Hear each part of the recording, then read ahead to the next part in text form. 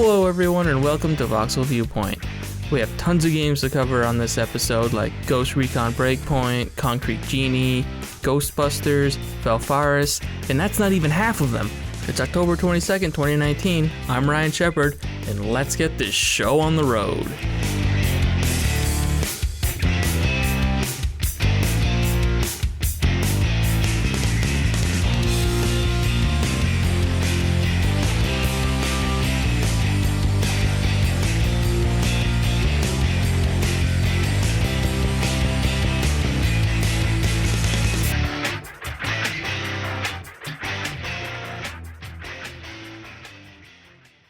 Hello everyone and welcome to Voxel Viewpoint. We've got quite a big list of games to go through today. We're going to start it off with some quick bits. I guess first of all I should introduce everybody. I'm Ryan and today we've got Leigh. Hey there. And Derek. How's it going? And yeah, I'm going to kick it off with a few games that if you're looking for a little bit more information on, you can check out the website, voxelvoice.com, and check out the reviews I've written for them. There's also video reviews for two of these games anyway. The first one I want to talk about is Frostpunk, and specifically Frostpunk Console Edition. I played the original PC release last year, and I thought it was okay. It was a little light on the content, I thought, and it was a little more... Actually, the campaign was a little bit more linear than I thought it was originally going to be. This is like a post-apocalyptic city builder. You're building this city in a world that's been is going through another ice age, and you have to build out from this center heat generating hub that keeps everybody warm, and you kind of build out in a circle around it. And the console version of this is really, really good. They did a hell of a job porting the controls over, making their own pretty unique control scheme. They changed a lot of the interface to make it easier to look at on using a controller and on the big screen. And it ended up turning into my preferred way to play the game. It's kind of a slow-paced game as it is, so you're not needing to click on tiny little units all the time like you are in a lot of RTS games, and you don't have to make really quick decisions like you do in a lot of RTS games, so it kind of lends itself to a slower pace like you would be able to execute on a gamepad because you don't have the mouse precision. And yeah, it's really cool, and they did a really good job bringing it over. Are you guys into any strategy games on consoles? Have you checked any of them out? I think the last time I played one was one of the Command and Conquers. Yeah, they brought a few Command and Conquers over. For it, so. Yeah, I haven't tried any yet. No. I must admit, the more you talk about it, and kind of because you've consistently talked about it since it came out, so obviously it's got staying power. Yeah. It's got that draw to it. So I might have a look now. If you say the controls kind of really carry over, because that's always the thing, isn't it, with something that seems at first to be very strictly PC. Yeah. With the control and stuff that it doesn't take. So I think I'll probably have a look.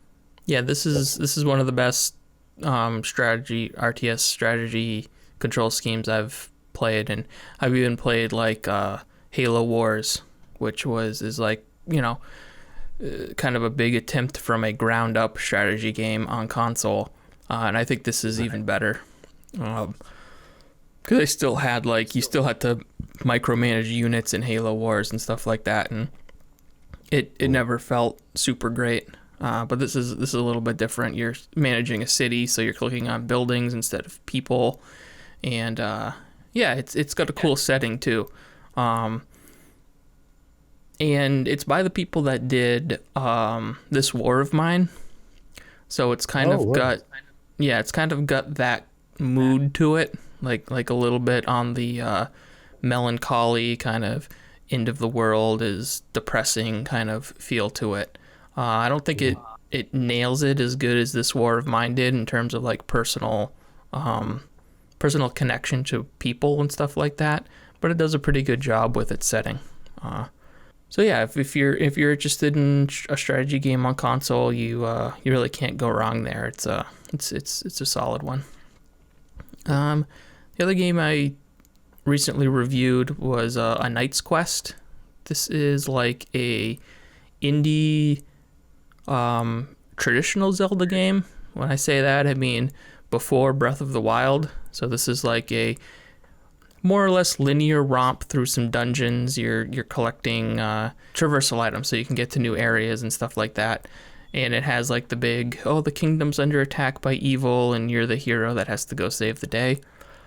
And it looks and sounds like amazing. Like when you see screenshots of this game and when you see it in motion, it just looks so good. Like the colors are really vibrant, the environments are varied, and it has just like a really good aesthetic to it. And the music could have been ripped directly from a Zelda game for all I know. It sounds really good, but it kind of loses it when you actually start getting into like some of the platforming and the combat. You've probably played games where the character doesn't really feel like they're weighty, like they don't, when you jump, it feels like they're almost like floating on air all the time. And this definitely has that problem. It just doesn't feel good to even run around and do some of the platforming things. Like it's hard to gauge the jumping and stuff like that. And it's kind of a bummer because the rest of the game is actually pretty good. It's got some good humor in it. It's like making fun of the fact that it is borrowing so much from Zelda and stuff like that. So they don't try to hide it. They're owning up to it. So yeah, that was kind of where I ended up falling on it. It's pretty good if you're looking for that kind of that type of game, because Nintendo isn't exactly making the that kind of 3D Zelda anymore. But if you're hankering for it, this isn't bad, but it definitely the controls and the way the character feels starts to weigh a little bit in the negative as you move around. So I also reviewed that on the site, and so if you're looking for more information on that, and there's also a video review on YouTube. And the last indie game here is Children of Morta, which I actually reviewed last month. It had only come out on PC, but now it's come out on consoles. I'm pretty sure it's all consoles. I think it's Xbox One, PS4, and Switch. Sometimes those Switch ports get delayed a little bit extra. I'm not 100% sure on that. But this is a really cool take on the roguelike, like hack and slash dungeon crawler kind of game. It has amazing pixel art, like the way that it animates, the way that even the stills look is just unbelievable. It must have taken them forever to draw this game, because it's like all hand drawn and everything like that. And the cool thing about this game is that it kind of focuses around this family called the Bergsons, and they're kind of this. They have a really long bloodline that goes back to fighting this evil that has returned to the world. And, it's kind of all about, like, it's their duty to take on this evil. And the grandmother is, like, the sage, and she's, like, trying to read the tomes and stuff and figure out what their next move should be. And then the father is the head of the household, and he's like the lead warrior, and he's like trying to train everybody and get everybody ready for the big fight and stuff like that. But most of the game takes place in procedurally generated dungeons, and there's a pretty good variety to them. They kind of go through a couple of floors, and then there's a boss. And what's cool about it is, so you have this huge cast of characters for one thing, and each one is a family member, and they each have a completely different move set. So like the father is the sword and shield guy, and then there's like the eldest daughter, which is the archerer. There's the eldest brother, who is like a kung fu guy, and they all play differently, even though they all use basically the same control scheme. So they do a pretty cool job of making all the characters like how to play all the characters, because it's all the same buttons and stuff like that, but they all feel and play differently. It's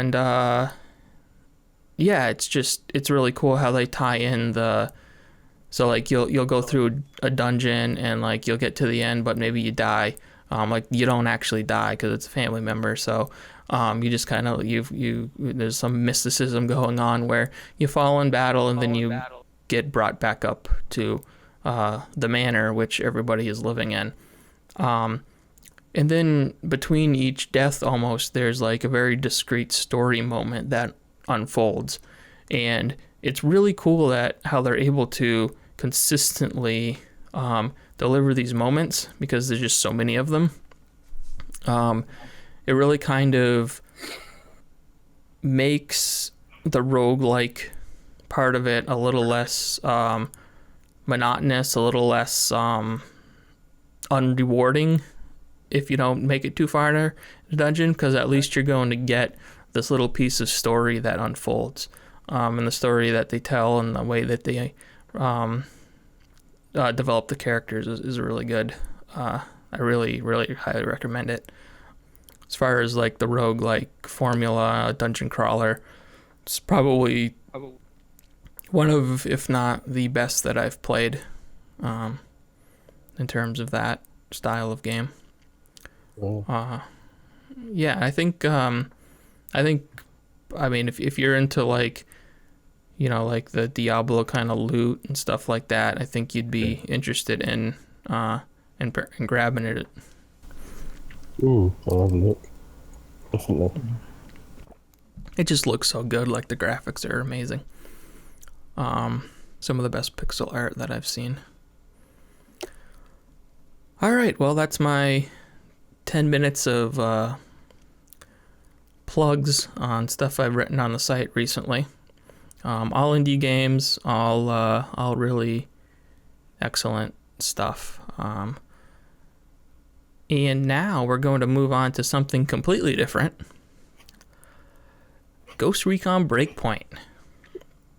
Excuse me, Tom Clancy's Ghost Recon Breakpoint. We teased this last episode. Derek and I talked a little bit about it, but we said we were going to have a much deeper dive on this episode, which here it is. So yeah, this is Ubisoft's newest big open world game. They're kind of big game of the season, honestly. There really isn't anything else that I think they're putting out this holiday season that is as big as Breakpoint. And yeah, Derek's been playing it a lot more than I have. I have my own weird way that I'm playing it, but I think he's playing it a little bit more traditionally. So I'm going to let him kind of take over and run through what he thinks is important that you should know about Ghost Recon Breakpoint. All right. Well, thank you, Ryan.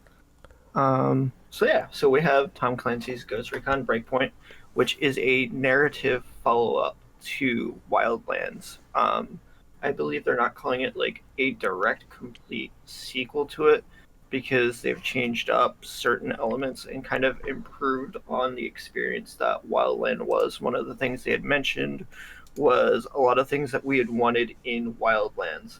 They brought over to Breakpoint, like just like a few things. When you get hurt, you'll start limping and stuff like that. To have more like immersion to the game, like you'll bandage yourself up and see like the blood, the bandages you're putting on around where you're injured. you now have like different survival elements, like you need to drink water to keep your stamina up. You'll lose stamina like when sliding down the hills and traversing. Um, but again, we are playing as a ghost. We are on the fictional island called Aurora, is where this story is taking place. But this time, instead of going up some like random factions and drug lords and stuff like that, we're actually going up against other ghosts that are no longer ghosts. They are following a guy named Walker, who was previously a ghost, and now he has dubbed himself as a wolf, and he is working on taking control of this island. And your helicopter crashes into the island, and you're now stuck there. That's like ghost, as in like military ghost, like special forces. Yes. Just to be clear, we're not talking about ghost people. Put that in there. You're part of the Special Joint Operations Command, I believe it is. Okay. And they dub them as ghosts because, you know, they don't exist. They're not talked about. The government won't sanction them. Mm-hmm. But yeah, they've definitely improved on Wildlands, but at the same time, the game did come with some bad reception due to the state of it. There's been a lot of glitches and bugs and different problems people having with like bosses respawning. With the patch they just recently put out, things seem to be a little bit better. Like you can see all of your squad's gear score, which is a change from the previous game. You now will collect different levels of weapons, which will put you on par with different areas. So kind of like Into the Division uses this. You have your gear score, and Destiny has light. So it's kind of like that, but it's super, super loose. Like, really, the game would be no different if they took that out, because you really don't focus on it too much until you come into an area and you'll see like a little red skull and it'll be 100, and you know you're only at like a 50 gear score, so you're gonna have a hard time. Yeah, it doesn't seem like it. They kind of tutorialize it at the beginning, but as for, I mean, I haven't played too much, but I haven't come into any areas yet where I've had, like, part of the mission was me having to fight against an enemy that was over my level. Yeah, and one of the things that we noticed with that happening, because I've been playing with a lot of different people, so like I've played over the beginning game about 6 or 7 times now. It seems that if you're within like 10 points gear score level of the enemy you're facing, you'll be semi alright. But if you're over like 15 to 20 plus points away, you're going to be able to damage and take down these enemies, but if you get shot, it's pretty much one shot and you're downed. Yeah. That's a lot more generous than, say, like the new Assassin's Creed games, where if you were like 1 or 2 levels below the enemy you were facing, you're kind of getting your ass handed to you. That's actually kind of a gripe I have with the way Assassin's Creed has gone. They've turned it into way more of an RPG and made the enemies, you know, very difficult if you're not within the same level range. I hope they kind of loosen up on that on the next time around. But yeah, this is a lot less than that, a lot less restrictive. Yeah. And you can play, the whole game can be played through. You can do it solo, which is going to be a little bit harder from what I've noticed from the times I've taken kind of by myself just to go through areas. Where it really shines is like when you're playing with at least another person or up to a full group of 4. That's really takes effect because you have these different classes, which is new too now. So you have classes that you can pick. And then from there, branching are skill trees that you can upgrade yourself, get perks, get different passes of ability, which will help build around your character. So depending like what kind of team you're going with, kind of changes the experience you have in the game. I play as an assault class, so I have an assault rifle.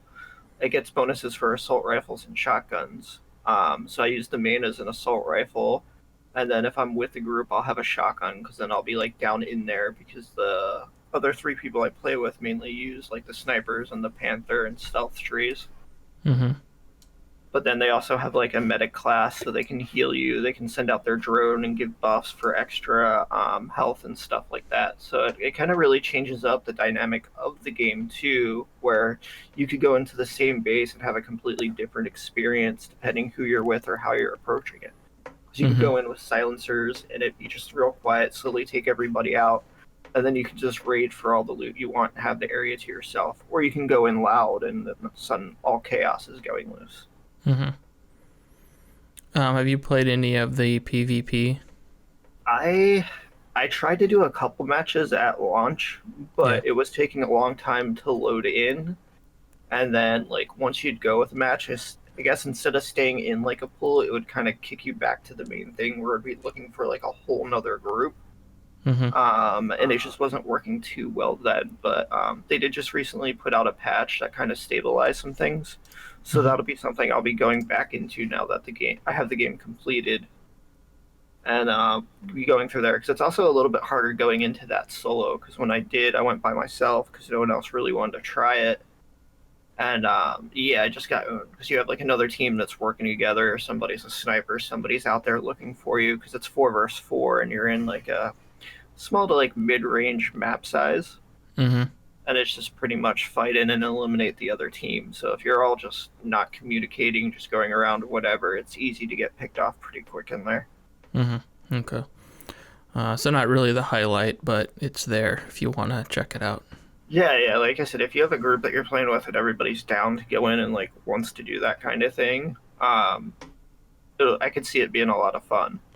But when you have those people that don't really like it, so you're kind of trying to drag them in there too, it's not going to be the same experience. Yeah. Okay. Cool.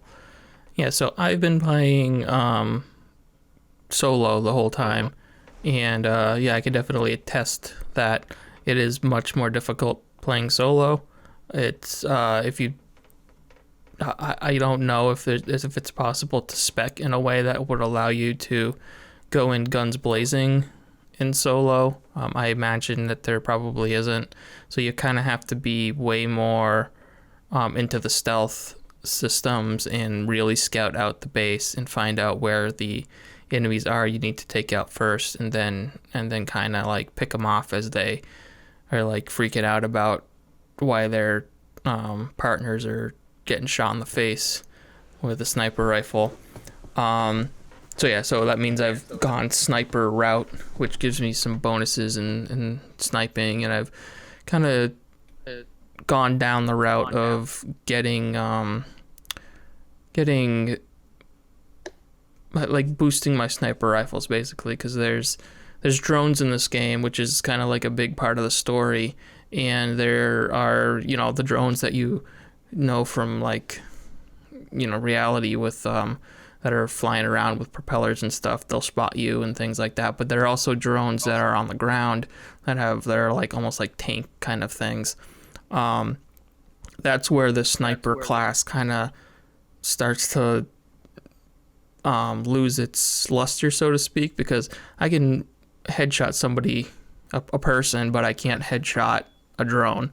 So they always take a couple more hits, but there's a way to spec in this game that allows you to do bonus damage to drones specifically. So there it is possible to turn a sniper into a something that can kind of handle just about anything. It's still difficult when you get surrounded, which is the worst thing in this game.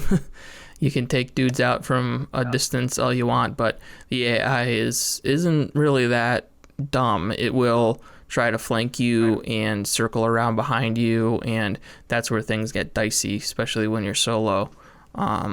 So you have to try to avoid that as much as possible. Yeah, that's one thing I'd say too with like talking about the AI.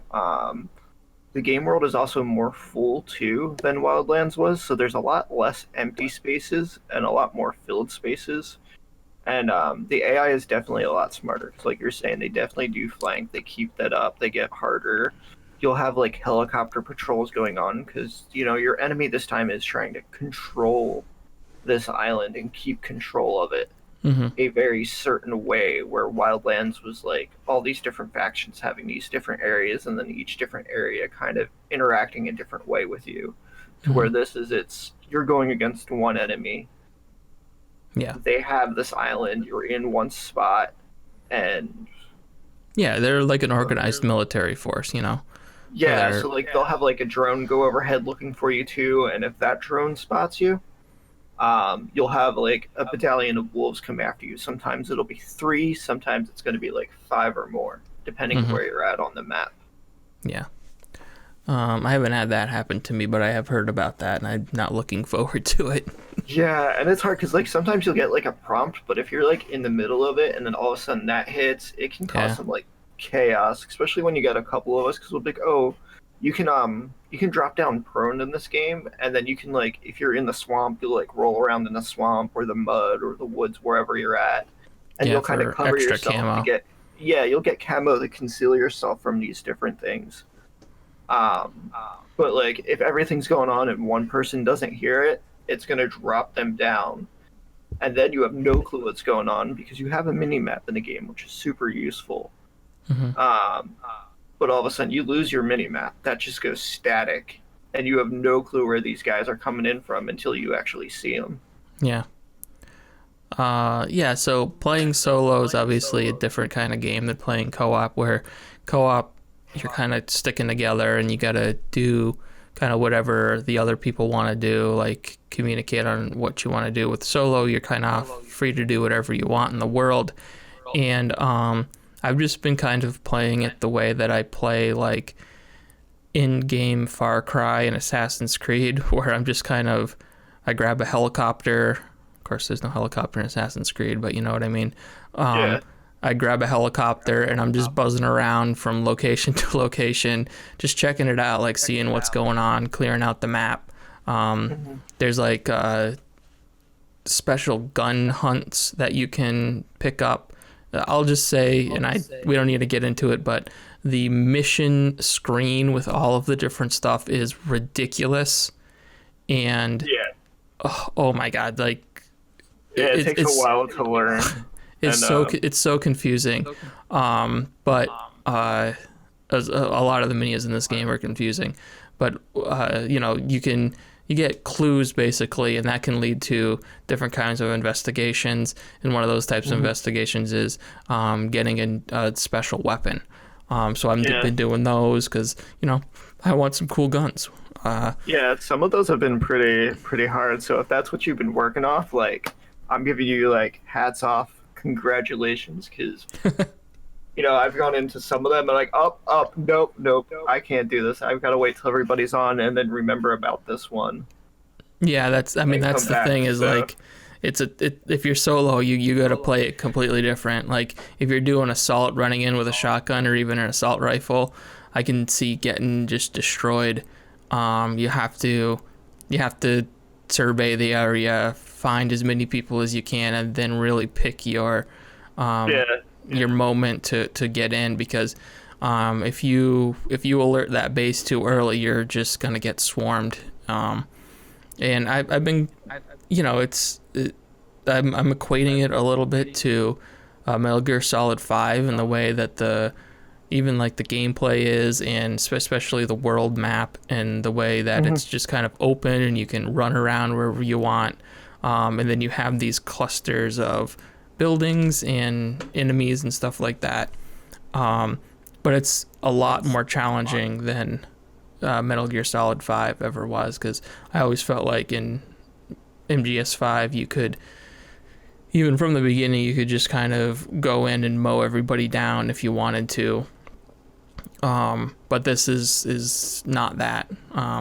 So I'm kind of getting that vibe where you're kind of, strategically scoping out the base and then infiltrating it like MGS5, but I'm being more careful, and I'm actually kind of enjoying it. I do want to go. I haven't played in a couple of days, but I do want to go back and at least see if it's still interesting to me.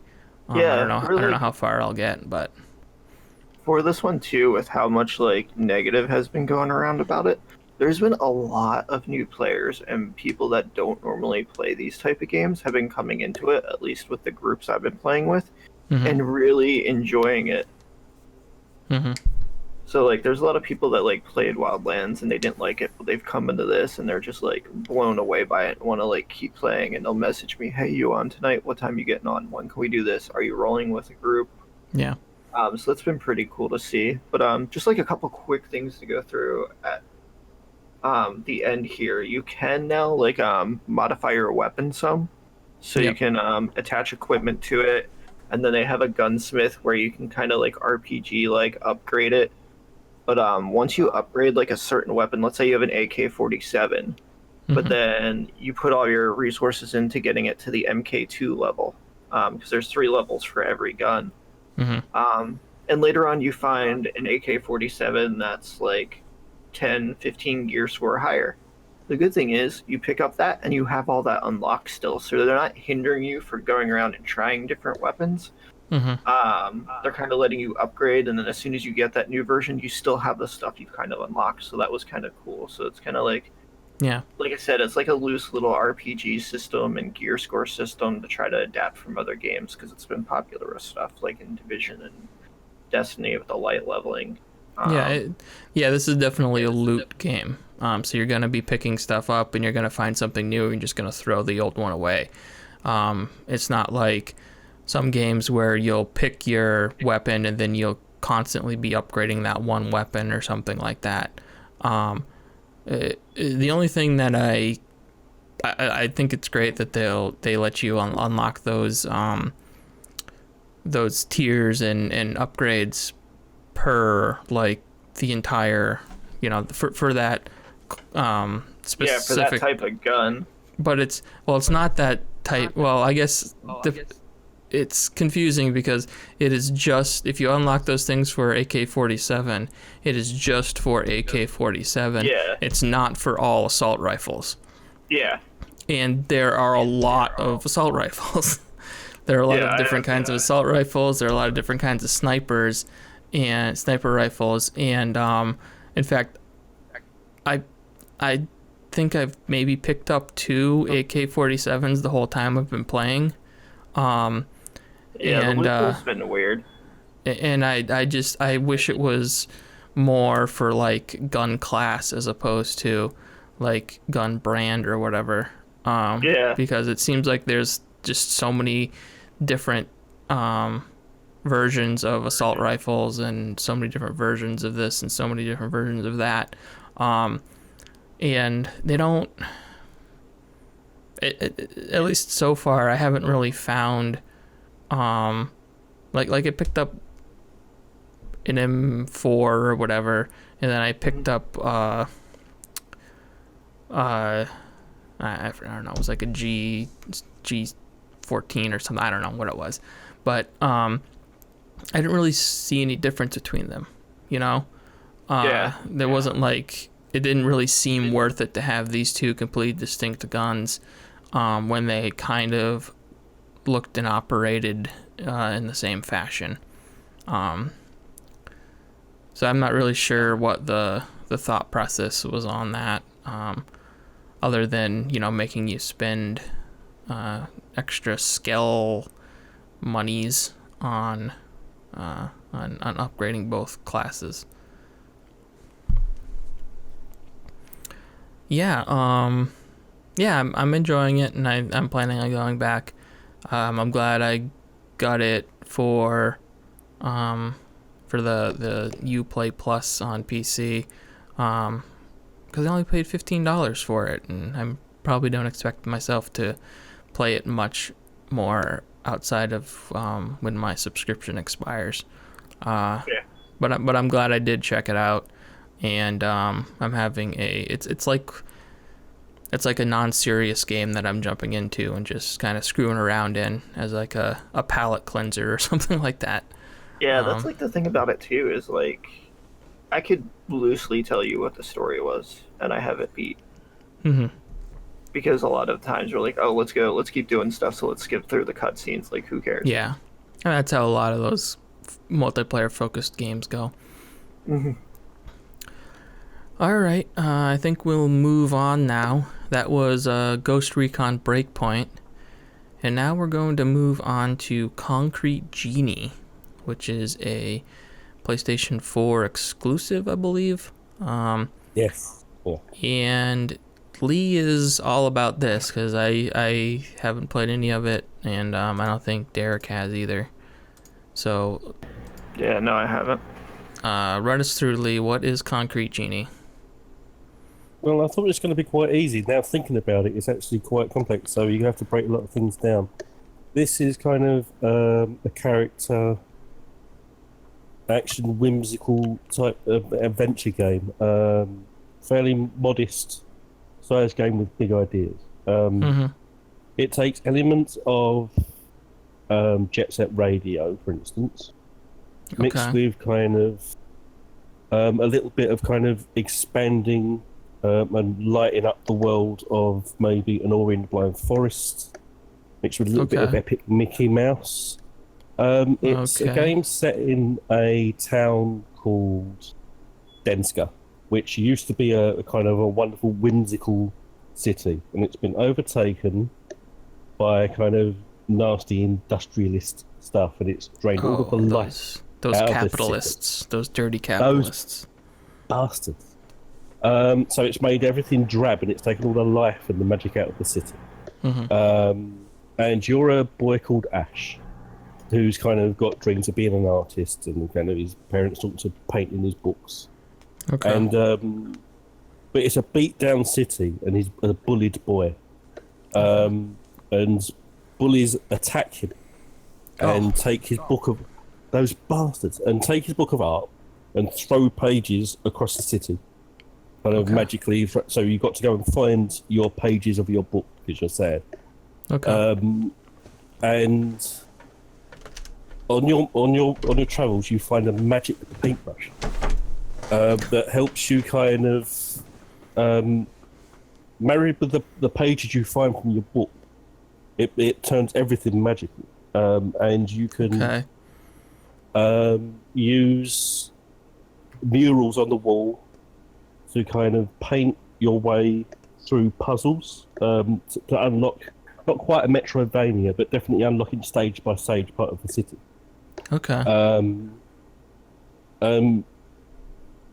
Mixed with kind of a lot of kind of not really parkour, but lots of kind of platforming sections to get to the top parts of the city. There's mixtures of stealth in there as well to get around there. Around it sounds the bullies, whimsical, but yeah.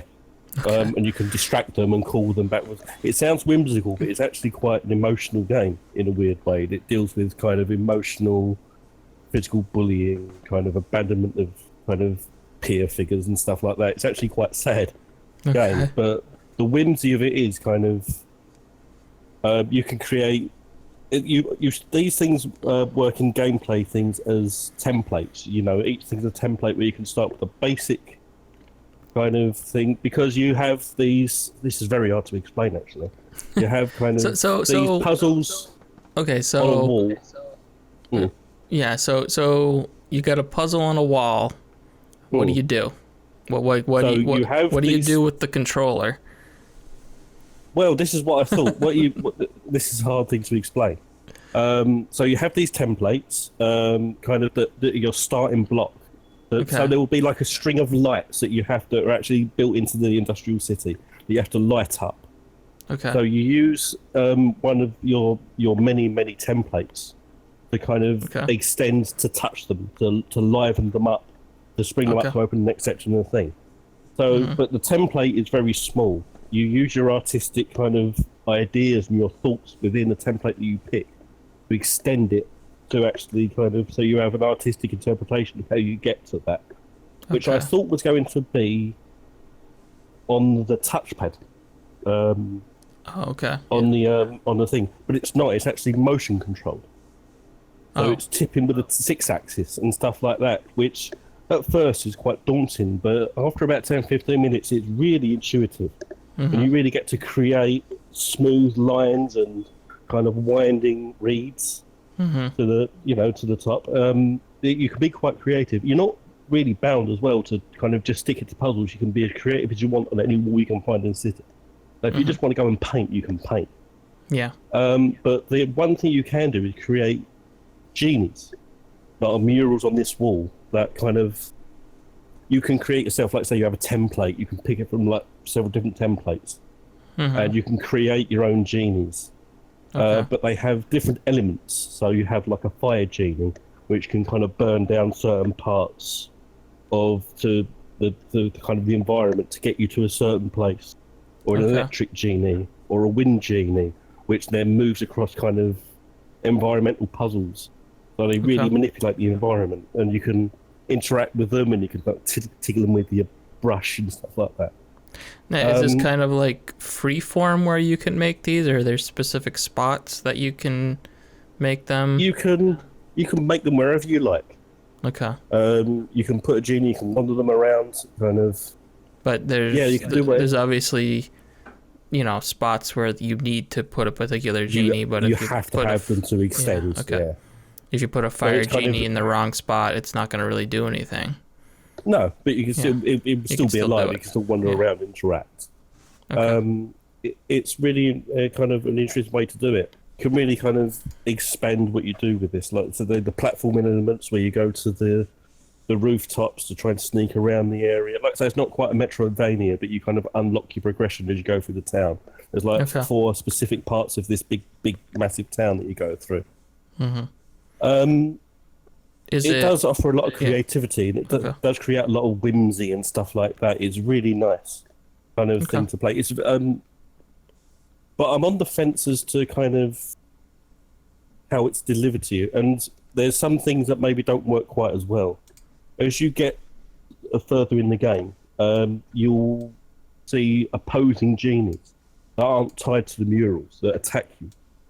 Okay. And then your brush becomes a weapon, and then it becomes more of an action type, combat type game further on, which doesn't work quite as well. It's kind of, it turns into kind of third person action. Yeah, kind of like attack them with your brush. Kind of like forced combat when it probably wasn't needed in the game. Not so much. I mean, it works within the concept of the game, but it's kind of the way you deal with it maybe is not quite as well implemented. Okay. Maybe it does feel like it is forced in, but it doesn't really stick out. But it's not as defined as the artwork element of the game. It's a really nice game to look at. It's really nice. Have you seen the murals? I think you've seen what it looks like. Yeah, I'm looking at some screenshots now. Yeah, it looks very. It's nice to see. It looks very nice. Yeah, to see them move around. It's not quite on the level of maybe a Ratchet and Clank kind of really refined character action game, but it's not quite a knack either. It's in the middle. Okay. I think the kind of maybe the problem with it is, for me personally, it feels very truncated. You have an opportunity after you've completed the game to come back and pick up more murals, more pages to paint murals. But you can get through the game in probably about 5 hours. Oh, so it's a short game. It's a very short game for kind of a £40 thing. That's fine. I think it depends on how you kind of want to absorb your games. If you know you're going to go in for a 5 hour experience, you're going to be absorbed in. It's how you value that sort of thing. I think it's a little bit too short for the price, and it does feel truncated. It's worth noting that it's a game that got delayed quite a bit. It's supposed to be out about a year ago, but they decided to add a VR element, which has got really nothing to do with the main game.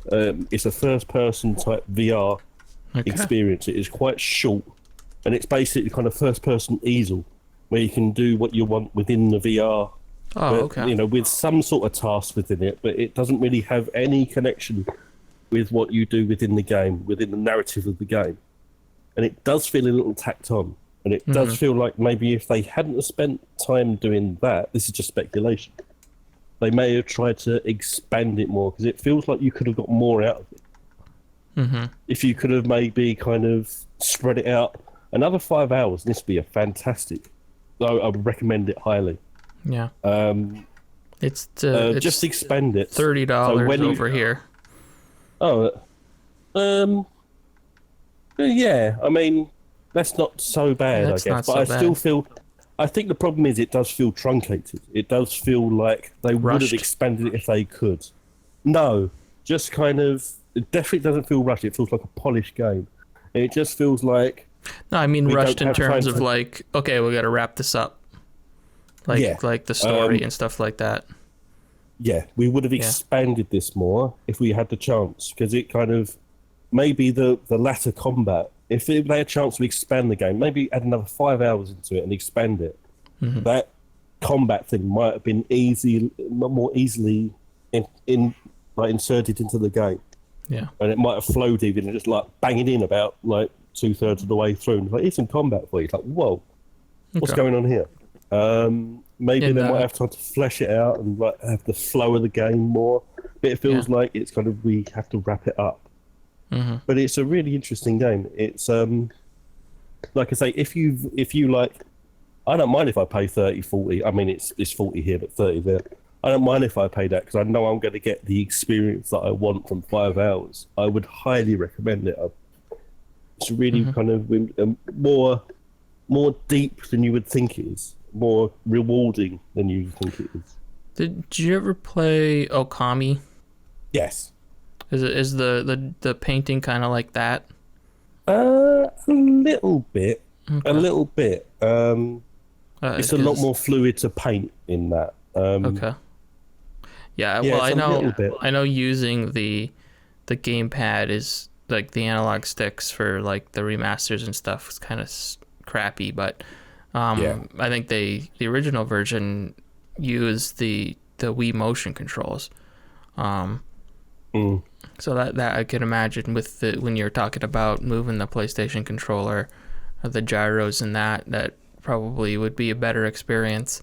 And I keep telling people that are like, you know, that they complain about the gyro aiming on like Switch games and stuff like that, and I'm like, you gotta give it a try because it's really good.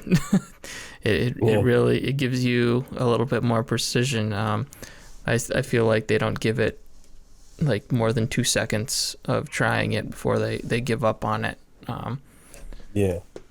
Well, this is the thing with this. When you can really kind of, it's not kind of this thing where you kind of have a kind of a rough approximation of what you want to do. It's refined enough with its 6-axis that you can really get nice kind of waves into the lines that you do and stuff like that. Whereas kind of it's not as much a splodge of stuff. If you can draw what you want to draw if you put the time in. But you have to put the time in. You know, it's going to take about 20 minutes. And I think that's why it's good that you can draw wherever you want outside of the bounds of the puzzles. Because then you can experiment. You can just do anything you like. And it really, it did really remind me of of Ori in a weird way. Just lighting up the area, kind of bringing life and colour back into when you say also the tone of the game sounds like a little melancholy. Like not as melancholy, not as depressing as Ori. Yeah, but the beginning of that game's rough. Kind of like you know, like a Studio Ghibli kind of, you know, it's a fantasy world, but it's also got these dark elements to it. Yeah. Okay. Yeah. All right. So overall recommendation, just a little. Not the combat's not super great, and it's a little on the short side. Yeah, the combat just starts like bang. Here's your combat. We better try and get this in because we haven't had time to kind of feed it in. So it's like, oh shit, I'm doing combat now. Okay, I guess. Just needed more of a through line to get that combat in there. Then you may not have minded it so much, but it does feel like, hello, here you go, fight this. Yeah. But I would recommend it if you like those sort of things. You liked Ori. I think you might like some of the things that's going on in here. The stuff like the platforming and stuff. Maybe the stealth is a bit rudimentary, but the platforming and stuff like that is quite interesting. I think you probably like it actually. Yeah, seeing that it's only got the $30 price tag is definitely a turn on. And now we're going to go on to Fortnite Chapter 2. Derek, tell us about the black holes. So, as you all know, last week, Fortnite blew itself up. Yes, you heard me right. Well, it sucked itself in. Yeah. It launched off a rocket, caused a black hole, sucked the entire world into it, and shut down the game for 3 days. Shut down the Causing- world Yeah, for 3 days. Shut down the world for The 3 emphasis days, on suck. Yeah. causing quite an uproar. But Tuesday, they launched what they're calling Chapter 2. Surprisingly enough, the game is still in early access, or considered early access. That's so stupid. It totally invalidates the term early access. Yeah, but it's back. There's a brand new map with some new features. You can now hop in a boat and drive around. You can go swimming a little bit better, go under the water. It looks like they've improved the graphics a little bit more, so everything's a lot smoother looking. Definitely a noticeable upgrade to like the lighting system they use. That was one of the things I really noticed. Mm-hmm. With like the sun and reflection off buildings and like your weapons and the environment. It was kind of impressive. Like I haven't played for a couple seasons because it's one of those things where I pick it up and I'm like, oh, this season's really cool, and then the next one is just like whatever, I don't care, and then I'll come back. But it brought you right back in. It gives you like a little cutscene about the whole, and then you coming into this new world, and then it drops you immediately into a match. Like you do not have a choice. It does this. It doesn't say, "Hey, let's go to save the world," or "Do you want to do this?" or "Do you want to go creative?" No, immediately into a match. That doesn't bode well for Save the World. Yeah, which really sucks because Save the World is great. It's also the part you pay for. And it saddens me that that's like there's people that don't even know it exists. Yeah. And it was out before Battle Royale was a thing. Like Yeah. I founded it. I've given away copies of it. I've given away copies in the group. Yeah. On my As YouTube page. successful as Fortnite is, there are several tragedies in its wake. And yeah. And it sucks because it's a lot of fun, especially with a group of people, doing like the missions, fighting the zombies, building up areas, building your own like huge massive base that you're working on to combat the storm. It just But sucks. it sounds like even though that they kind of brush it over, they did add stuff in this update to it, right? Yeah, there's now like a new set of missions, and you're trying to like it didn't completely destroy that world, which was cool because that was one worriment I had. Like, okay, I've only been through a couple biomes that it had to offer there, and there's still a couple more I need to do. It gives you like story points to where you're trying to restore the world back to normal once you get to a certain point. Okay. So once I get far enough, I'll be able to check that out. But yeah, Fortnite's back. It had kind of a little bit of a rough launch. There was definitely lag issues and slight performance issues, but they fixed it really fast. The very next day, there was like an update, and it seemed to smooth everything out. Well, I'm sure they probably had their biggest influx of people playing it. Yeah, which and it wasn't that bad of lag. Like every now and then, it would like stutter a little bit, but it just happened enough to where it was noticeable. Mm-hmm. But for them to like smooth it out that fast the very next day, where they're probably still seeing a pretty high volume, was kind of impressive. But it's Fortnite, it's Battle Royale, it's that style. Yeah, I had fun. Not a complete facelift, but not a complete couple of facelift. interesting. I watched the trailer. I could go fishing. Yes, you can go fishing, and that actually it'll net you a fish, and then you can eat that fish to gain health back. So instead of having bandages or like a health back, you can actually fish in a spot and grab Just it. I did like it a real couple life. times. Yeah. Okay. And yeah, just enough to give it a facelift. Like the new map's pretty cool because it's kind of like broken up now that you can traverse by sea as well. The new areas are pretty neat. There's like a little nuclear power plant with like vats of whatever their liquid is powering everything. There was like a swamp like area I was going through and some snow areas too. Okay. But I still got a couple parts of the maps I haven't even seen yet.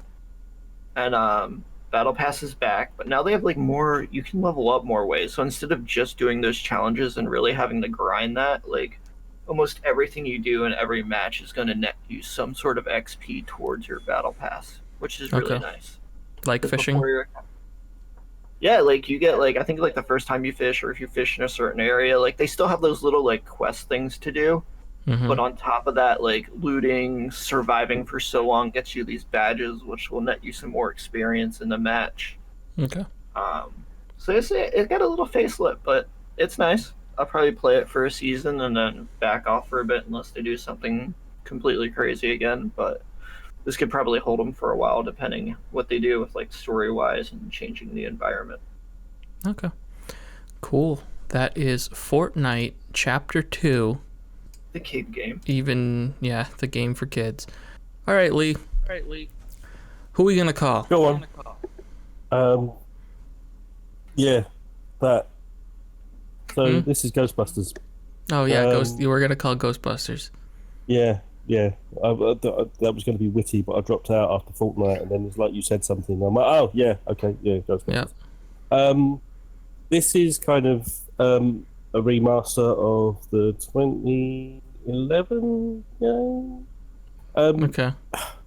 Now, I have people would probably call it guilty pleasure, but I have always, ever since I was a kid, I've always liked The tie-in Ghostbusters. games, movie license games. I've always liked movie license, comic book license games. As much as I'm kind of a bit Rain Man with video games, it's not really I'm more into movies and stuff like that. Than although I love video games, and so that was always my big real draw into video games, that I could actually play kind of my movies that I liked and the cartoons that I liked. All those awesome licensed games. This is the thing. You have to be very careful with licensed games. You could be a cash-in that has to time with the time that the movie comes out, which after the round about halfway through PS2 became untenable, because the development time of a game compared to the amount of time you have to see what works within the movie, it got shorter and shorter and shorter. So you're trying to do kind of a movie game within 8 months when you should have 3 years to make a game. Yeah, that's why that's why you're seeing more mobile licensed games, because they can be rush them. Yeah, you can push them out faster. I've always insisted the best way to do the movie license game and make really good games is to use a pre-existing series. Like, for instance, when Rockstar did The Warriors, or Sierra did Scarface. And for instance, because you're not tied to anything, you could just do it at your own pace, your own age, or Ghostbusters. Yeah. So the Ghostbusters is essentially kind of the third movie. It's written by, Harold Ramis, rest in peace, and Dan Aykroyd. It's a third-person action game. It's kind of, you're busting ghosts. It's the Ghostbusters game you wanted in 2011. Now it's a little bit stiffer. They haven't really updated the controls of. Did you ever play the 2011 game? I never did. I did. Oh. We played it quite a bit. I believe on the Xbox. It was good then. Now it seems a little bit stiffer. They've done, it's a little bit more kind of that over-the-shoulder third-person catching ghosts thing is a little stiff in 2019. What they have done is they've upgraded the graphics quite a lot. The in-game graphics, when you see the cutscenes, it looks very much like something from fucking 2011. I mean, it's not great. But it's fun to go. If you want a Ghostbusters experience, it's really good. The story is solid. It's definitely kind of, you could see this as being the third movie and not be disappointed by it. The whole cast is back. Bill Murray's in there. Dan Aykroyd's in there. Is it their voices, their real voices? Yeah. Yeah, Okay. It's all them. It's, I don't know if it's motion captured by them, but yeah, it was all their voices. It's the script by Dan Aykroyd. So as a story thing, it works really well. As I say, it's going to be one of those things that it might feel a little bit janky now, but it's how much you want to be invested in that thing, and being in the library from the first movie again, or being in the fire station again. It's how much that carries it. Okay. It will kind of the goodwill of being in the third movie, playing the third movie. Is it So is it like mission based, or is it like an open world kind of thing? Are you like driving around the city? It's mission based. Okay. No, it's mission based. You don't get to drive around. There's a part where you do see the thing, but there's lots of different things.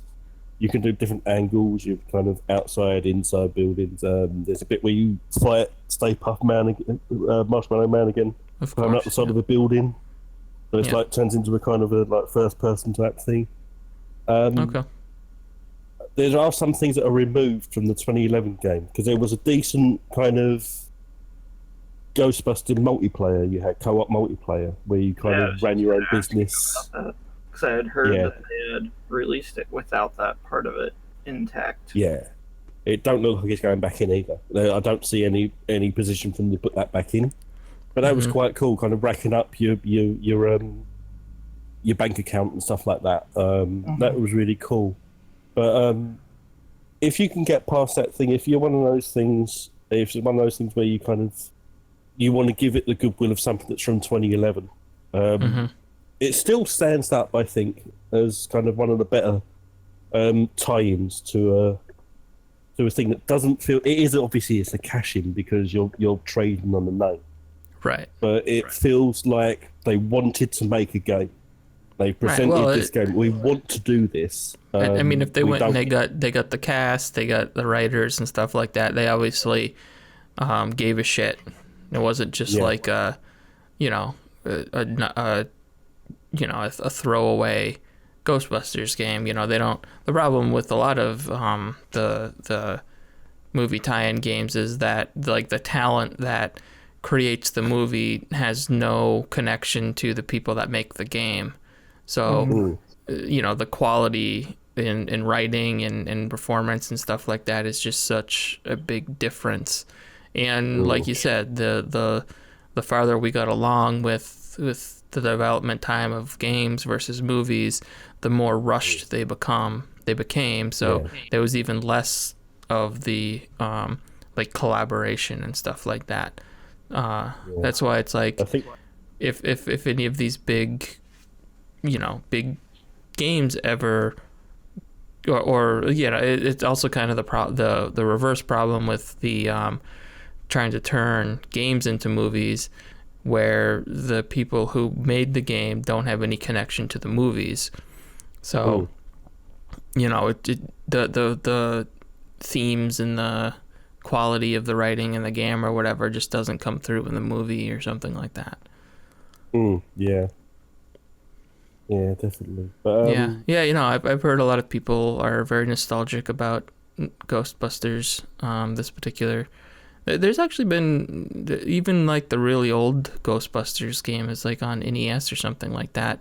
People, are nostalgic for that too. So in terms of properties that have turned into kind of okay video games, Ghostbusters seems to be one of the good ones. Yeah, even when they didn't work back in the NES days, they were a little bit different from the other games that were kind of movie types. They weren't quite platform games. Yeah. So there's always been something interesting you can do with that. But it's definitely one of the better movie type games. Like I say, it does honour the thing, much like Scarface did, or what was the one I just said? The Warriors, where everybody was still connected to the original movie. Yeah, and a few years ago, that Platinum Transformer game, people like that. Yeah, really great. A little bit short, but but that's another example of they told their own story. They didn't try to tie it in with a movie story. Yeah, we'll get the people that did the cartoons from the 80s. Yeah, and literally draw them all back in. Those other Transformers games people like too, like War for Cybertron and stuff. Yeah, I love Excellent that games. series. Yeah. Yeah. They were a lot of fun for being able to dive back into Transformers and enjoy something. Yeah. It's a shame they're all lost to time now because obviously they got lost when Activision because Activision did all those. They gave up all the licenses. So they're kind of in limbo now. But hopefully if we do 100% compatibility next generation, like we say we're going to, you can go back into those games and appreciate them. Yeah. Because you won't be tied to that. But we'll see how it goes. So that was Ghostbusters. What is the title on that? Is it just Ghostbusters the video game? Yeah, Ghostbusters the video game. Yeah. Okay. So still pretty good and just missing that multiplayer aspect. Yeah.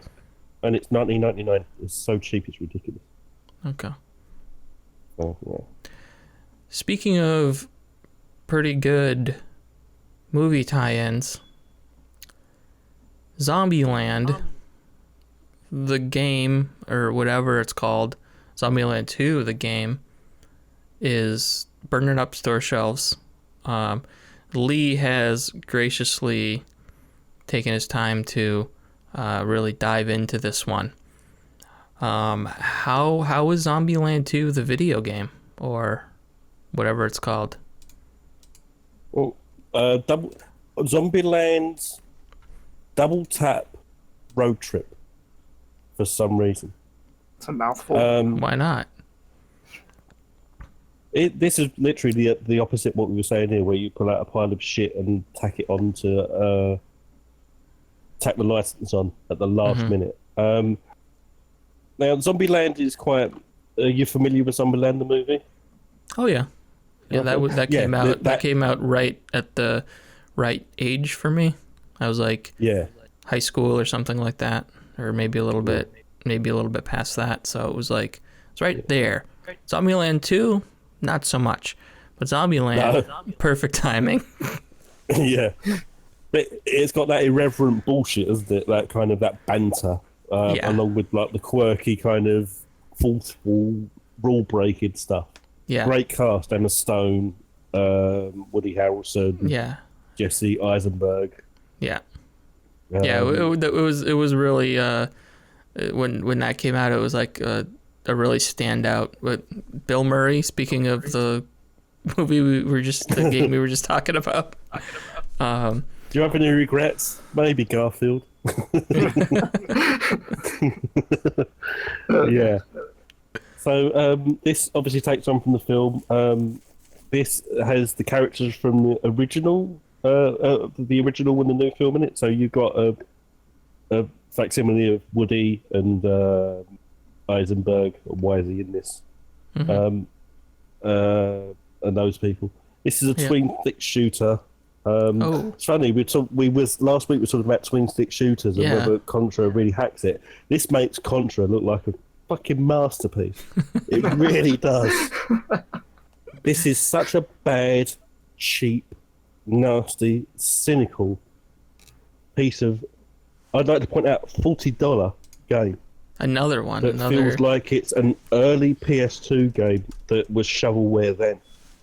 It's horrendous. It's disgusting that it's actually... And don't forget, this is one of these things where you think they're going to bang it on we'll just bang it on digital store. No, this is on disc. They're like selling this like, this is a game that's on your store shelves, go and buy this. And it's absolute shit. It's so bad. The quality of it is awful. So you start off, you start your game, because this is Zombieland. And you get to your character selection screen where it's the characters from the movie. Yeah. Except it's not, because they're so badly drawn. Emma Stone looks like Gollum in this. Well, wait a minute. I'm looking at this screenshot here. It actually has real pictures of them. Well, this is the thing. So when you got the character select screen, it's really bad drawn. Woody Harrelson looks like a cadaver. He's kind of got sunken eyes. Well, they've got no textures on any of them. And then you get into the game and they've got pictures. But they're not pictures that they've kind of taken of the cast. They're pictures from the poster. And if you look closely, you can actually see the white outlines on the back of their heads. But they've not trimmed the JPEG out properly. And that's emblematic of the whole thing. It's a really shoddy kind of barely animated, kind of overly twitchy twin stick shooter that is not interesting. The graphics for this like not very good animation for any of the enemies. The level design of what you go through it's so basic and dull and like on the nose. It feels like a mobile game from probably 10 years ago. It's that bad. I'm not egging this up. You'll see when we do the footage, when we do the kind of the video version, how cheap this looks. Doesn't make any sense. Now, the first level is in the fairground you are in at the end of the first move. And it's like you have to get a key that you're cordoned off from. And to get to the key, you have to find a way to move kind of like carts. You know, like that go on to, I don't know what you would call them, on a roller coaster. What would you call those things that you sit in? Carts, I guess? Cars? Yeah, I Cars guess. or The cars. cars. And you can't get to this key, despite the fact you're allowed to walk in and out of these cars. So you can sit in them. You can't get past them. So it's that sort of stupid, lazy kind of. I should be able to walk through this. There's a door on both sides of this car that I can Right, walk they're through to designed get to be. that key. They're designed to sit in. So But I have to go and find a switch to go and turn it off to walk another 2 inches to get the key to go back. Oh, Jesus. Yeah, it's lazy. The voice acting is, oh my god. The voice acting is awful. Oh. And it's done in this kind of really cheap, nasty kind of dialogue box going down the page thing of the same kind of like reprinted like that art you said where it's like photos of the characters. It's just that and it's box outs and it's really shit dialogue. So you've not even got the wit of kind of, if you want to call it wit, but you've not really got that zip of Zombieland. So it's got none of the humour, it's got none of the charisma, it's got none of the... I think the young girl that was in it, I can't remember what she was called in it, but she does the voice, and she's the only one that comes back. Yeah, and she sounds like she's got nothing better to do. It's like oh Jesus, whoa. It's not. Is it their voices or is it fake voices? Like, it's all they're all fake voices. It's all kind of, let's say, Jesse Eisenberg sort of has a really kind of like. Well, yeah. I mean, anybody can. Yeah. He's not hard to... Yeah. Well, it sounds more like Woody Allen, to be honest with you. Maybe Woody Allen did all of them. Yeah. Woody Harrelson sounds like Woody Harrelson on Downers. And it's kind of slurring it out. It's just cheap. It's cheap and nasty and cynical and overpriced and lazy. Well, I can't really find anything about this game, so we may be the only people... It's been out 3 days. We may be the only people that covered it, and you may be the only person that bought it.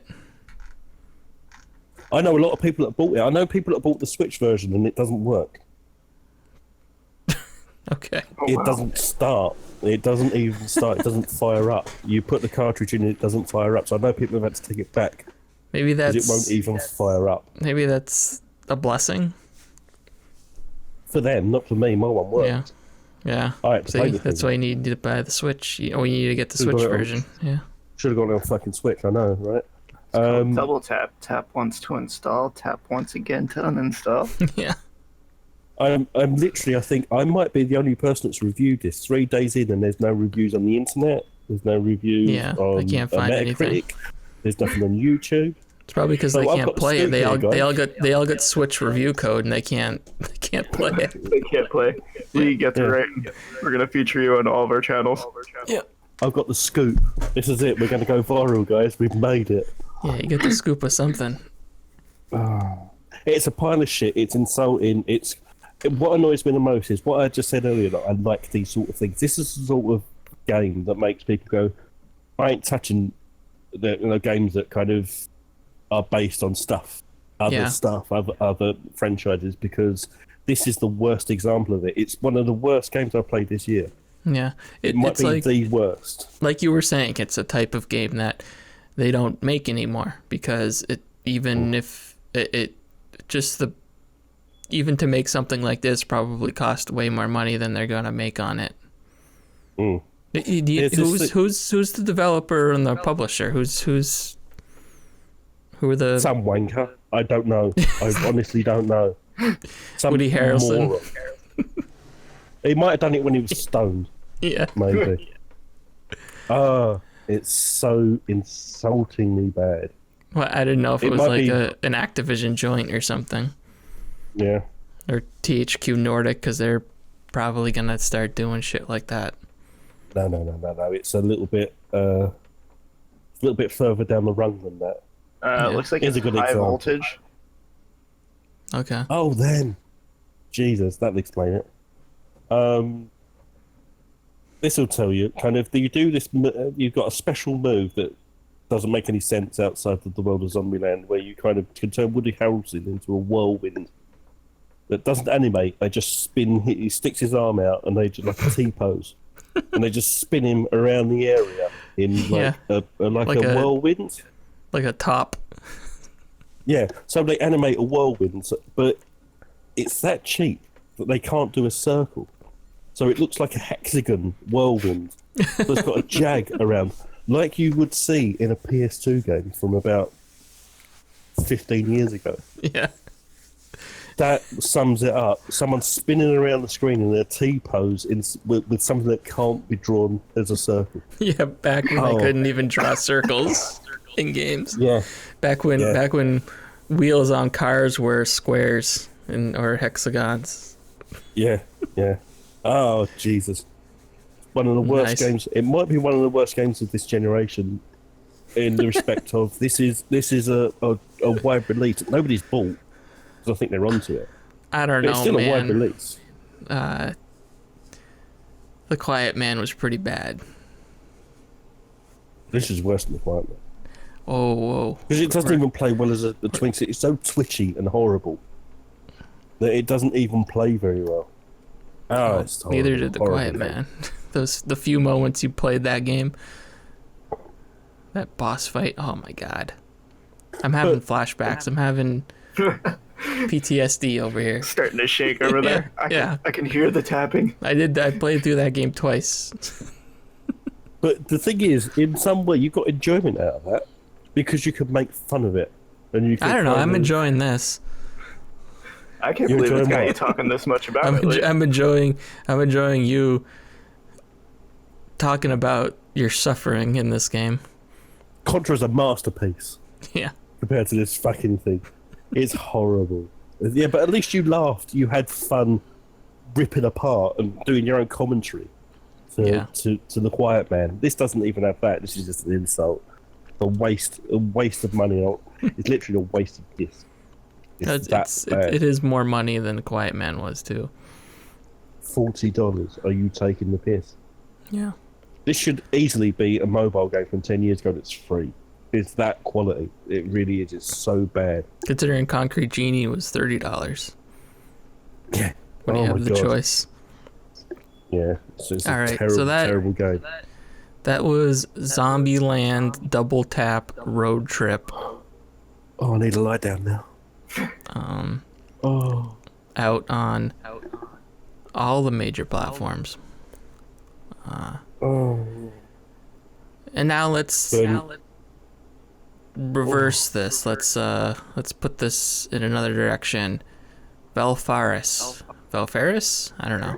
Valfaris.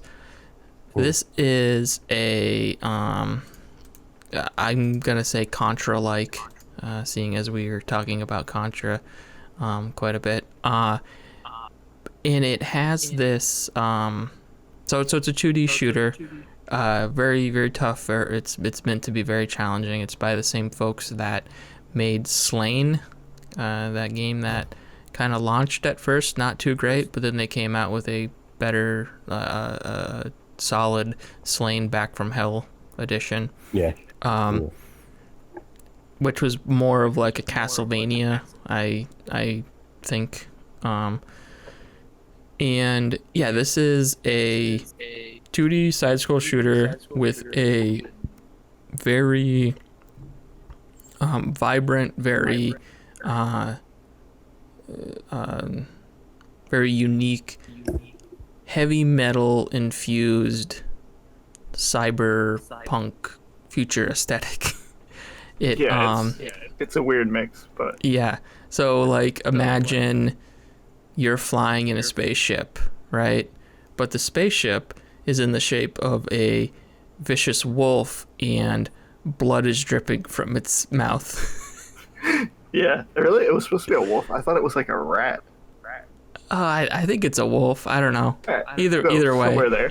Yeah, either way, this is the ship you're flying in when you crash land on Valfaris, which is the name of the planet that the game takes place on. And you know, in classic Contra fashion, you're just kind of like there's a very quick couple of frame cutscene, like still frame cutscenes with some dialogue where you're talking to your AI companion, and then you literally crash land your wolf ship on the planet. You jump out and you're off shooting all sorts of creatures. There's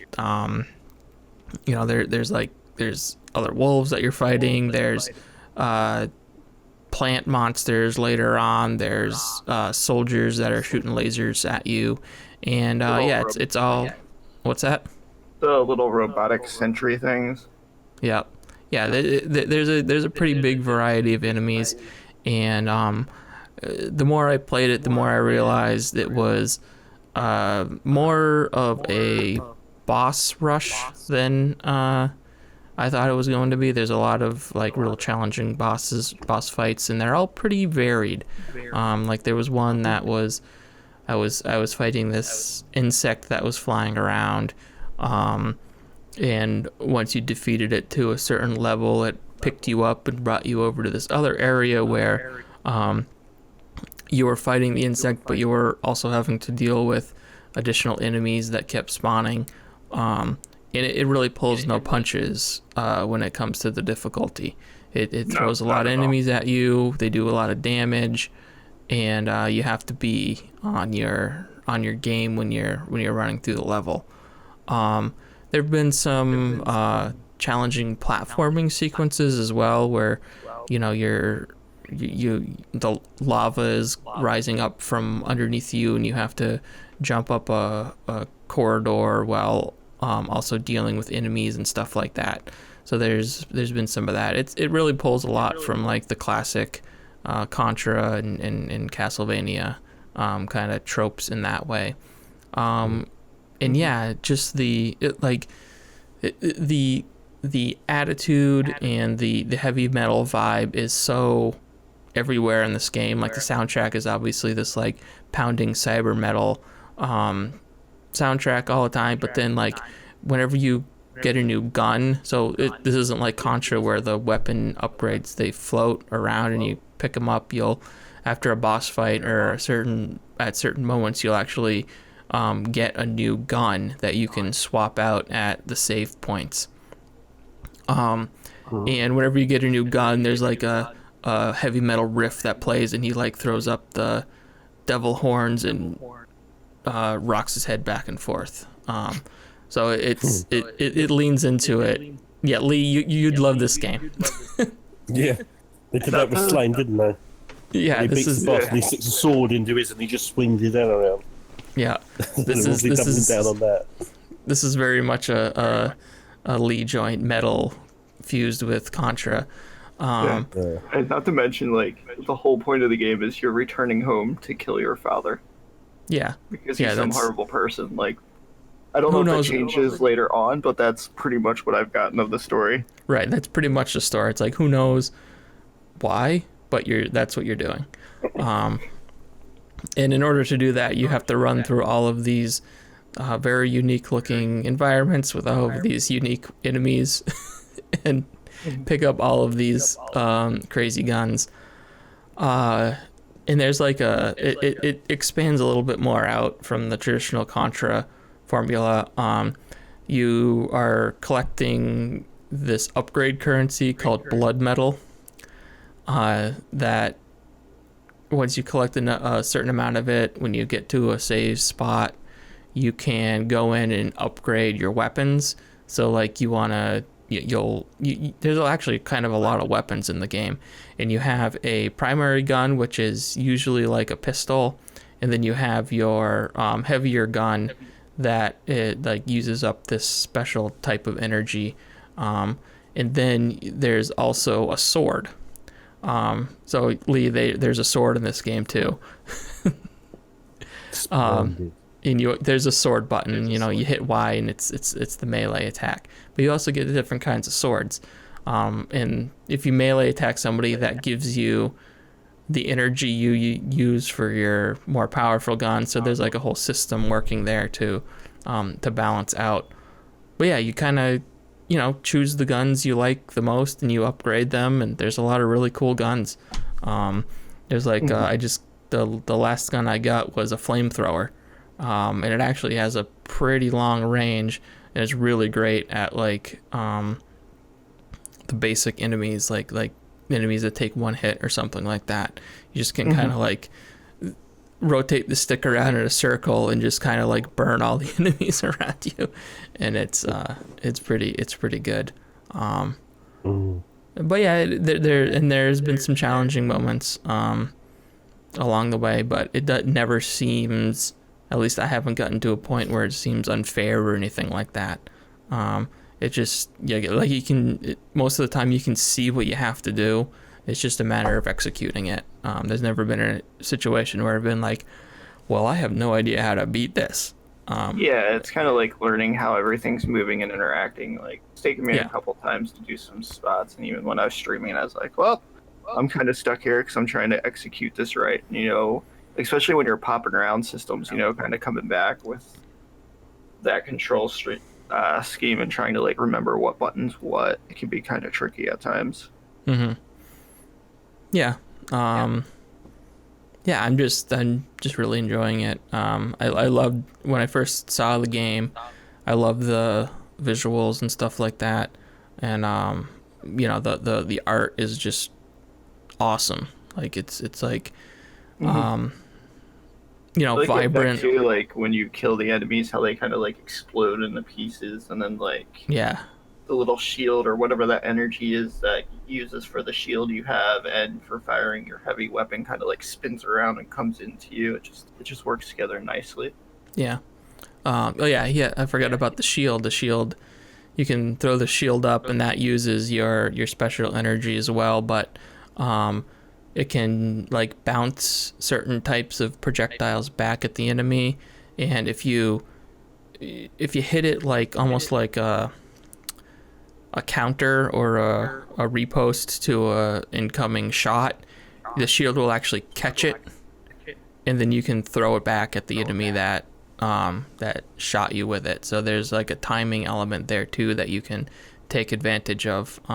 Usually it happens accidentally for me, because there's usually so much going on that it's hard to pinpoint like a single laser shot coming at you, but it is pretty cool when it works out.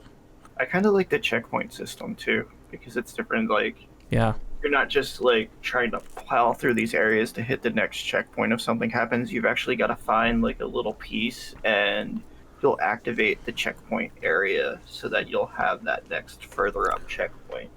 And sometimes if you're just like rolling through, it's like you can miss it at times. Like, they do a pretty good job at making it visible, but if you're just like trying to haul ass through a level, you could probably easily miss it. Yeah, that's kind of an interesting system as well, where you get these like medallions or something like that, and you need to use them in order to unlock a checkpoint and save your game. But it tells you at the beginning of the game that if you hold on to these medallions instead of using them, it gives you bonuses to your health and firepower. So you're kind of encouraged to hold on to some of them instead of activating every checkpoint you see. So you can kind of give yourself some buffs along the way. I really haven't gotten more than 2 stacked because, like I said, the game's hard. So like after you beat this like pain in the ass section of the game, you don't really want to have to worry about dying and then having to load all the way back. And like there's been boss fights I've had to redo because the last checkpoint that I activated was before a boss fight, and it doesn't like once you beat a boss, it can come back if you don't checkpoint right. If it doesn't like save the world state or anything after at any other point than when you save. So if you have to load back to before a boss, you got to fight that boss again. It's just a neat little game that came out. It's on, I'm pretty sure it's on everything, PC, Xbox, PS4, and Switch. I think me and Derek, both got the Switch version, and it runs really well. Looks really good on that handheld screen. Glad I picked it up. Yeah. I didn't even know it was a thing till you mentioned it. and then I looked into it, and it's kind of. I'm still waiting to pick it up. In this country or in Europe, they're doing a kind of a physical edition, but it's got soundtrack with it and kind of artwork. Oh So yeah, soundtrack would be good. Yeah, but it seems to me it endears me more because it reminds me more of home computer games from Europe, like the games like Turrican that used to be on the Amiga and stuff like that. But that sort of flavour to it. So it's like I like that more kind of European aesthetic. It seems to have to it, kind of the throwback to the 16-bit home computer type things.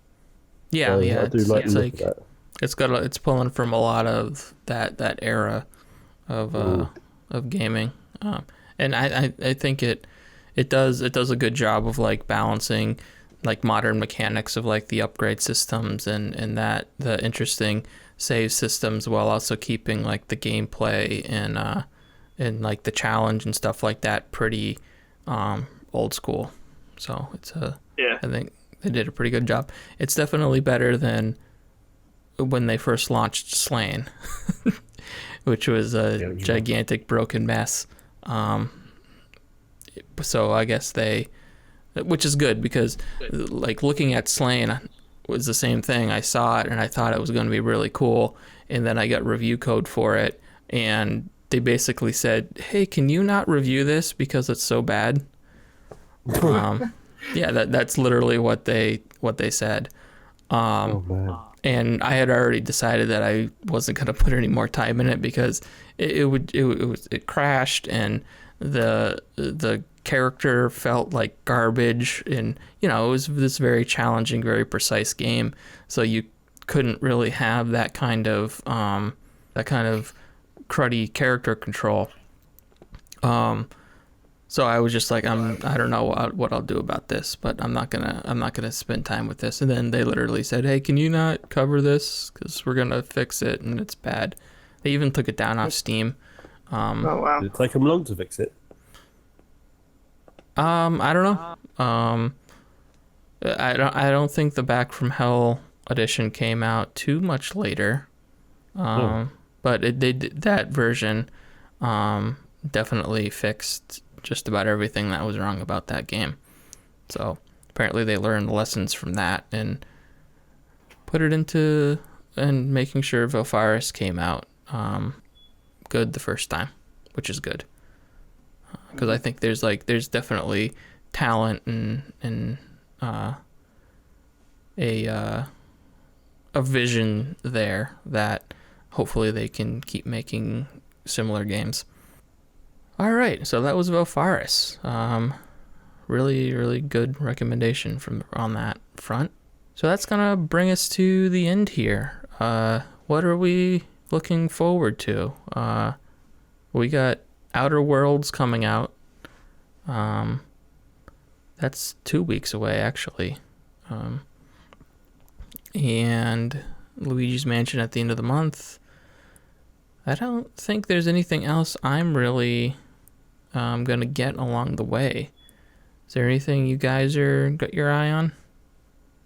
I'm gonna pick up the Baldur's Gate collection, probably on the Switch. Okay. Yeah, that actually looks kind of cool. I might grab that too. I guess I read an article about how really great the control scheme is. Yeah, on the Switch, because I guess being able to like use the touch screen and the way they have the controls laid out for it is supposed to be like the best experience. What they're saying to play it. Mm-hmm. What about you, Leigh? Anything on your radar? I'm probably going to look at I like the look of the single player on Call of Duty, and I've looked at the campaign on that. Okay. I'm thinking of picking up Remothered, which comes out on the Switch. Oh boy. The good one for Halloween, that comes out on the day. So that's a good on Halloween. Yep, 31st. There's a couple of indies I'm looking at. There's a couple of indies we didn't get to fit into this one. So maybe I'll just throw a couple of minutes into that. It's a proper packed October. Yeah, it is. There's a kind of a week we're missing. Kind of there's like a week that's dry before we hit Outer Worlds and stuff. Yeah. But yeah, it's a packed old one. There's quite a few things out. Yeah. All right. Cool. Boy. Are either of you looking into Outer Wilds now that it's out on PlayStation? Besides me completely fucking up what I read, that's about the extent of my interest in that. It kind of seems like kind of Don't Starve-y, and I've had my fill of that. It's not, but Eh. I played it a while back and I never ended up talking about it on the podcast because I kind of wanted to finish it, but fell off of it. It's a really interesting game. I don't know. I do want to go back to it before the end of the year to see if it makes my top list because it did some really cool things. So maybe I'll talk about it on another cast where there's a hole in the schedule or something like that. But yeah, if you're look out for a deal then and see if it speaks that much more of your interest, then. So at least from what I saw, that's kind of the feel I got from it. I haven't like super looked into it. Yeah, it's not a survival game. There's no combat. There's no like health meter. Well, I guess there is technically a health meter. You can't die from environmental stuff. There's no enemies or anything like that.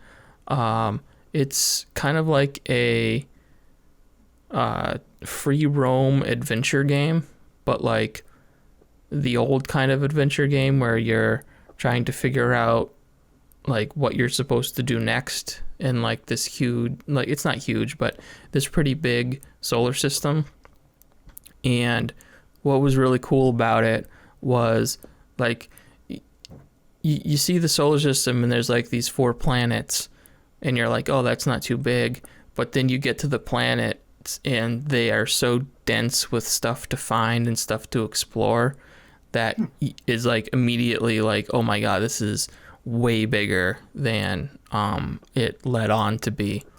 It's kind of like the inverse of No Man's Sky where you land on a billion planets and there's just the same stuff to do over and over again versus this where it's like you only have a handful of planets, but each one is so meticulously crafted and built that at least for my part, that's what got me at first was like this, this small solar system, but incredible amount of stuff to do in it.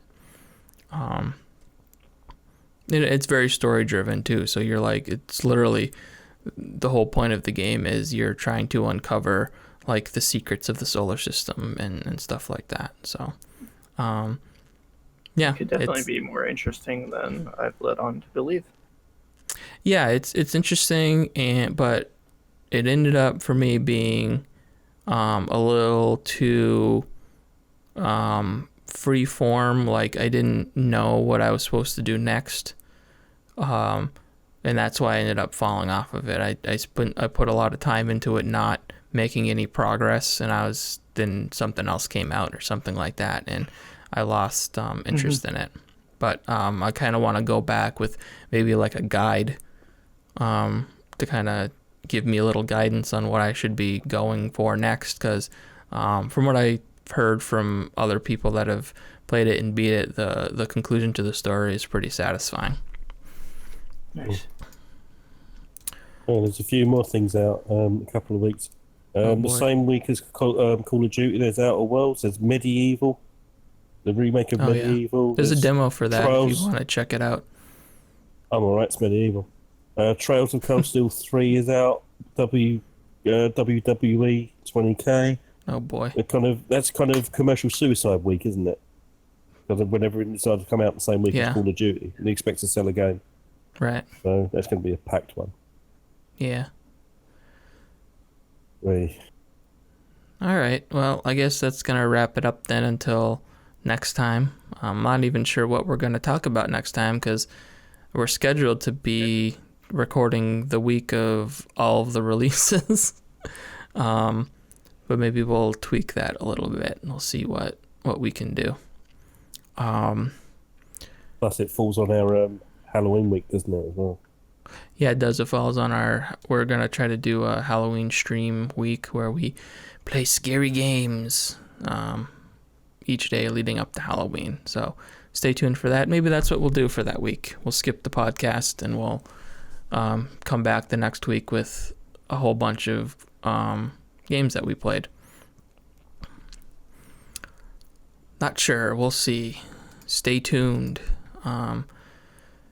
Yeah, other than that, thanks guys for hanging out. Thank you. And we'll see you next time. Good See you night. later. Bye, Zombieland. Don't buy Zombieland. Are there pandas in it? Fuck. Thank you for joining us in this very special episode of Voxel Viewpoint. If you'd like to hear or see more, please consider subscribing to us on your favorite podcast app, subscribing to us on YouTube, or visiting voxelvoice.com, where all of our great content comes together in one place. Also check out the Voxel Voice Facebook group, where you can join in on the discussion with a great, like-minded community.